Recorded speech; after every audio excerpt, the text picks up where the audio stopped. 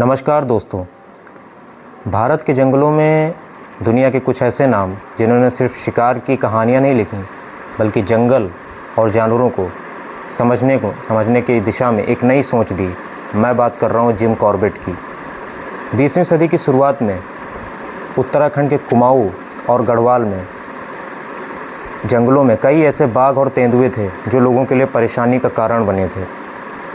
तब लोगों ने जिम कॉर्बेट से मदद मांगी थी, क्योंकि ये तेंदुए और बाघ लोगों का शिकार करने लगे थे। जिम कॉर्बेट इन आदमखोर जानवरों को ट्रैक करने के लिए निकलते थे। उनकी सबसे प्रसिद्ध घटनाओं में से एक थी चंपावत की आदमखोर बाघिन, जिसके ऊपर उन्होंने किताब भी लिखी, the man eater tigress of Champawat.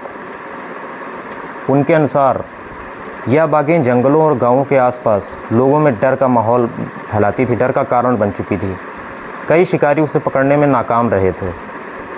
अंत में लोगों ने जिम कॉर्बेट से संपर्क किया। जिम कॉर्बेट उसके पैरों के निशान, उसके व्यवहार और जंगल के संकेतों को समझते हुए उसका पीछा करने लगे। कई दिनों की मेहनत के बाद उनको आखिर में सफलता मिली और उन्होंने उस बाघिन को ढूंढ निकाला। बल्कि एक ऐसे जिम कॉर्बेट की यह जो कहानी है इस बाघिन को पकड़ने की, यह एक ऐसी सफलता की कहानी है, ऐसे इंसान की कहानी है जो जानता था कि हर आदमखोर जानवर के पीछे कोई ना कोई कारण होता है। वो ऐसे आदमखोर नहीं बनता, उसका कुछ ना कुछ कारण ज़रूर होता है। इसके बाद आती है रुद्रप्रयाग के आदमखोर तेंदुए की कहानी, जिसे जिम कॉर्बेट ने अपनी किताब the man eater leopard of Rudraprayag के नाम से लिखा। उस किताब का उन्होंने नाम लिखा the man eater leopard of Rudraprayag. यह तेंदुआ कई वर्षों तक इलाकों में आतंक मचाता रहा और कई वर्षों तक ये इस इलाके में आतंक का कारण बना रहा। रात को होते ही गांव में सन्नाटा छा जाता था, लोग खौफ में चले जाते थे, दरवाजे बंद कर लेते थे, इतना खौफ था इसका। जिम कॉर्बेट ने इस तेंदुओं को पकड़ने के लिए कई महीनों तक उसके व्यवहार का अध्ययन किया। तेंदुआ बेहद ही चालाक था, वो कई बार लगाए गए जाल और योजनाओं से बच निकलता था। लेकिन जिम कॉर्बेट ने जंगल में सिर्फ हथियार नहीं चलाए, बल्कि धैर्य और साहस और जानवर की सोच को समझना बहुत ज़रूरी होता है, ऐसा उनको लगा। उन्होंने धैर्य दिखाया, साहस दिखाया और अंत में आखिरकार बड़े लंबे समय के बाद उनका ये अभियान समाप्त हुआ और बड़े ही कठिन प्रयासों के बाद उन्होंने man eater leopard of Rudraprayag उसको मार गिराया, या यूँ कहें उसको पकड़ लिया। लेकिन जंगल की कहानियाँ सिर्फ जिम कॉर्बेट तक सीमित नहीं थी। दक्षिण भारत के जंगलों में एक और बहुत ही प्रसिद्ध शिकारी थे, जिनका नाम था केनेथ एंडरसन। उन्होंने अपनी किताबों में कर्नाटक और दक्षिण भारत के जंगलों में बिताए अपने अनुभवों को लिखा था, जिक्र किया था कि उनका वहाँ पे उन जंगलों में अनुभव क्या हुआ। उनकी कहानियों में जंगल की रहस्यमयी बातें थीं, जंगल की रहस्यमयी रातें, विशाल हाथी, तेंदुए, बाघ और इंसान जानवरों की भिड़ंत, संघर्ष, यही सब उन्होंने अपनी किताबों में लिखा था। एंडरसन की खास बात यह थी कि वह जानवरों को सिर्फ खतरे के रूप में नहीं देखते थे, बल्कि उनके व्यवहार और प्रकृति को समझने के लिए कोशिश करते थे। उनके व्यवहार को समझने की कोशिश करते थे, प्रकृति उनका व्यवहार क्या है प्रकृति में, ये समझने की कोशिश करते थे। जंगल में हर आवाज़, हर पदचिन्ह और हर बदलाव अपने अंदर एक रहस्य छुपाए होता है, एक कहानी छुपाए होता है। एक घटना में एंडरसन ने एक ऐसे तेंदुए का पीछा किया था जो इलाके में लोगों के लिए परेशानी का कारण बन गया था। उन्होंने कई दिनों तक जंगल में रहकर उसके आने जाने के रास्तों को समझा। रात के अंधेरे में, खामोशी में के बीच सिर्फ अनुभव और धैर्य को ही उन्होंने अपना सहारा बनाया। एंडरसन की कहानियाँ बताती हैं कि अगर जंगल में आप धैर्य और साहस बनाए रखें तो भी आपकी जीत हो सकती है। उसके लिए आपको खतरनाक दिखने की ज़रूरत नहीं है, उसके लिए आपको किसी जानवर को तंग करने की ज़रूरत नहीं है। आप धैर्य और साहस से भी आपको जीत मिल सकती है और आप जानवर को पकड़ सकते हैं। जिम कॉर्बेट और केनेथ एंडरसन की सबसे बड़ी खासियत यह थी कि उन्होंने जंगल को सिर्फ रोमांच की जगह नहीं माना, बल्कि एक जीवित दुनिया की तरह देखा। उनकी किताबों में हमें यह भी सीख मिलती है कि कई बार बीमारी, कोई भी जानवर बिना चोट या बिना किसी वजह के किसी इंसान पर हमला नहीं करता। कई बार बीमारी और कई चोट या बीमारी या भोजन की कमी, इन कारणों से भी वो इंसानों पर हमला कर देते हैं। उनकी कहानियाँ दुनिया भर के वन्य जीव प्रेमियों के लिए एक प्रेरणादायक प्रेरणा बनी। उनकी किताबें आज भी पढ़ी जाती हैं, क्योंकि उन्होंने हमें सिखाया कि जंगल को जीतना नहीं है, बल्कि जंगल को, जानवरों को और इन सब चीज़ों को समझना ज़रूरी है।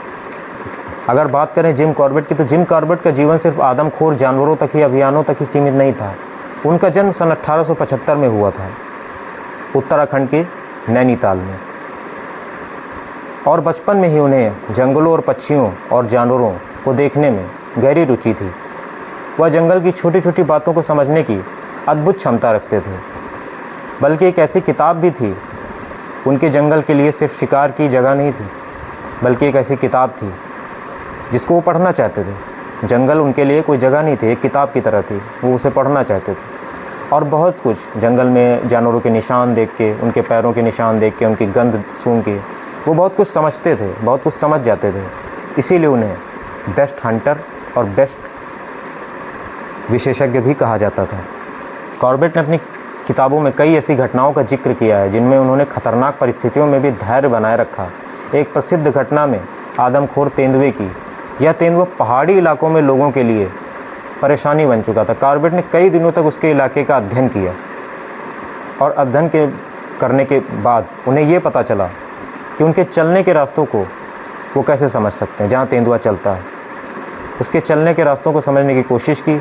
यह अभियान आसान नहीं था, क्योंकि पहाड़ी जंगलों में हर कदम पर अनिश्चितता होती थी। उन्हें पता नहीं होता था कि अगला कदम क्या होना है, क्योंकि पहाड़ के जंगल ढलान होती है, ऐसे ऐसे ढलान वाले होते हैं। उन्हें समझने के लिए उनके व्यवहार को देखना बहुत ज़रूरी था। सिर्फ उनकी ताकत इसमें काम नहीं आ सकती थी, उनको अपना दिमाग भी इसमें लगाना पड़ा। एक और प्रसिद्ध घटना टाइगर ऑफ टैलाडस और कुमाऊँ क्षेत्र के बाघों से जुड़ी है। कॉर्बेट ने अपनी किताब the temple of tiger and more man eater of Kumaon, इस किताब में उन्होंने लिखा है, उन्होंने अपने अनुभव लिखे हैं, जिनमें उन्होंने बताया कि जंगल में रहने वाले जानवरों का व्यवहार कितना अलग होता है।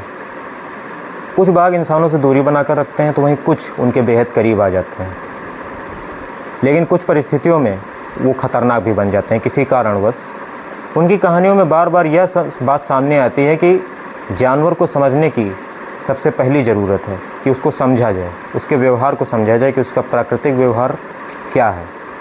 कॉर्बेट सिर्फ एक शिकारी नहीं थे, बल्कि प्रकृति संरक्षण की सोच रखने वाले व्यक्ति भी थे। जैसे जैसे उन्होंने जंगल और जानवरों को करीब से देखा, उनका नज़रिया बदलता चला गया।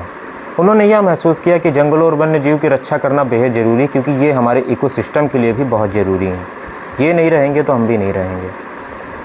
इसीलिए बाद में भारत का प्रसिद्ध नेशनल पार्क, जिसे आज हम लोग जिम कॉर्बेट नेशनल पार्क के नाम से जानते हैं, जिम कॉर्बेट के ही नाम पर रखा गया। उसका नाम भी जिम कॉर्बेट नेशनल पार्क है। अब बात करते हैं केनेथ एंडरसन की, जिनका जीवन भी जंगलों के रोमांच से भरा हुआ था। केनेथ एंडरसन का जन्म सन 1910 में हुआ था और केनेथ एंडरसन ज़्यादातर समय दक्षिण भारत के जंगलों में बिताया करते थे। उनकी किताबें जैसे जंगल टेल्स ऑफ चिल्ड्रन और द ब्लैक पैंथर ऑफ शिवालीपल्ली में जंगल के कई रोचक तथ्य और अनुभव मिलते हैं। वह कर्नाटक के जंगलों में घूमते हुए जानवरों के व्यवहार और को अध्ययन करते समय अपनी कहानियों में जंगल की असली तस्वीर दिखाने लगते थे कि जंगल की असली तस्वीर क्या है, जंगल कैसा दिखता है। वो अपनी कहानी से बता देते थे। अगर आप उनकी कहानी, इनकी किताबें मैं रेकमेंड करूँगा आप पढ़ें। मैंने तो पढ़ी हैं, पढ़ें, आपको अच्छा लगेगा। चाहे जिम कॉर्बेट की हो, चाहे केनेथ एंडरसन की हो, इनकी किताबें हमें अनुभव कराती हैं कि असल में जंगल होता कैसा है, जंगल का सन्नाटा कैसा होता है, आवाज़ें जो आती हैं वो कैसी होती हैं। एंडरसन की सबसे प्रसिद्ध घटनाओं में से एक थी शिवालीपल्ली की ब्लैक पैंथर की कहानी। उन्होंने एक ऐसे काले तेंदुए का वर्णन किया था जो जंगल में अपनी चालाकी और रहस्यमयी मौजूदगी के लिए जाना जाता था। एंडरसन ने बताया कि ऐसे जानवरों को ढूंढना सिर्फ साहस का काम नहीं था, बल्कि कई दिनों तक इंतज़ार, जंगलों की समझ और सही समय का इंतज़ार करना पड़ता था। वो मचान बनाकर उस पर बैठते थे, कई दिनों तक मचान पर उनको वेट करना पड़ता था। इसी में एक कहानी मैं बता दूं, जब एक बार केनेथ एंडरसन को टाइगर के व्यवहार का अच्छी भली भांति परिचित थे उससे, वो मचान पर बैठे, उन्होंने टाइगर का व्यवहार जान रखा था कि टाइगर क्या करता है, बीट करता है। तो वो कहीं चला गया, तो उन्हें पता था कि इस रात को आएगा। उस रात वो बैठे और उसी रात को टाइगर आया वहाँ पर। ये उनकी समझ थी, वो अच्छी तरह से उसके व्यवहार को जानते थे। एक अन्य कहानी में एंडरसन ने एक विशाल हाथी का अनुभव का वर्णन किया, जिसे उन्होंने जंगल में करीब से देखा। तो उन्होंने बताया कि हाथी सिर्फ अपनी ताकत के लिए नहीं जाना जाता, बल्कि अपनी बुद्धिता के लिए भी जाना जाता है, बुद्धिमानी के लिए। वो कितना बुद्धिमान जानवर होता है और उसकी याददाश्त कितनी तेज़ होती है। हाथी हमसे ज़्यादा समझदार होता है, उसका ब्रेन साइज हमसे ज़्यादा बड़ा है और एक अद्भुत जीव है। उनकी कहानियों में हाथियों, बाघों और तेंदुओं का हमेशा सम्मान दिखाया गया है कि उनका सम्मान करना चाहिए हमें। वैसे भी वाइल्ड लाइफ का भी सम्मान ही करना चाहिए, हर जानवर का, सिर्फ इन्हीं का नहीं, जितने भी जानवर हैं सबका सम्मान करना चाहिए। जिम कॉर्बेट और केनेथ एंडरसन दोनों की कहानियों में एक समानता थी, दोनों जंगल को दुश्मन की तरह नहीं देखते थे। उन्होंने जंगल को खतरे के रूप में नहीं देखा, लेकिन खतरे देखे जंगल में खतरे तो होते ही हैं, वाइल्ड एनिमल हैं, लेकिन साथ ही प्रकृति की खूबसूरती और जानवरों की बुद्धिमानी को भी उन्होंने समझा। उनकी लिखी हुई घटनाएं आज भी लोगों को यह सिखाती हैं कि जंगल में रहने वाले जीवों को समझना और उनका व्यवहार समझना संरक्षण में कितना ज़रूरी है। अगर आप ये समझ जाएंगे कि उनका व्यवहार कैसा है, तो आप जंगल में भी अगर घूमेंगे तो आपको कभी उनसे भय नहीं लगेगा, आप निर्भय हो जाएंगे आप, क्योंकि आपको उसके व्यवहार की समझ है। कोई जानवर आप पे अटैक करने जा रहा है, आपको समझ है कि वो क्या करने वाला है। तो आप, और जिनको समझ नहीं है उनके साथ हादसे हो जाते हैं जंगलों में, बहुत से हादसे आपने सुने होंगे। उनकी कहानियाँ हमें एक पुराने भारत के जंगलों में ले जाती हैं, जहाँ रात के समय दूर से आती जानवरों की आवाज़ें हैं, या जंगल, घने जंगल हैं, खामोशी है और जंगली जानवर, इंसानों का नामो निशान नहीं, वन्य जीवों और इंसानों के बीच संघर्ष। असली तस्वीर दिखाई ये देती है कि यही कारण है कि जिम कॉर्बेट और केनेथ एंडरसन की किताबें आज भी वन्य जीव प्रेमियों के बीच इतनी लोकप्रिय हैं। आज भी लोग पढ़ते हैं। जो वन्य जीव प्रेमी, उनके पास तो आपको ज़रूर मिलेंगी, मेरे खुद के पास हैं उनकी बहुत सारी किताबें। कुछ किताबों के नाम तो भी मैंने लिए, मैं रेकमेंड करूँगा ये किताबें आप ज़रूर पढ़ें। इन किताबों से ही आपको जंगल का आधा अनुभव हो जाता है, आधा ज्ञान मिल जाता है कि क्यों ये दोनों ग्रेट हंटर थे और बहुत ही बड़े विशेषज्ञ भी थे। जब हम जिम कॉर्बेट और केनेथ एंडरसन की कहानियाँ सुनते हैं तो यह सिर्फ हमें रोमांच और यात्राओं की बातें नहीं होती हैं, बल्कि यह हमें प्रकृति को समझने का नज़रिया भी देते हैं। उन्होंने अपनी ज़िंदगी की कई साल जंगलों के बीच बिताए और हमें बताया कि हर जानवर के पीछे एक कहानी होती है।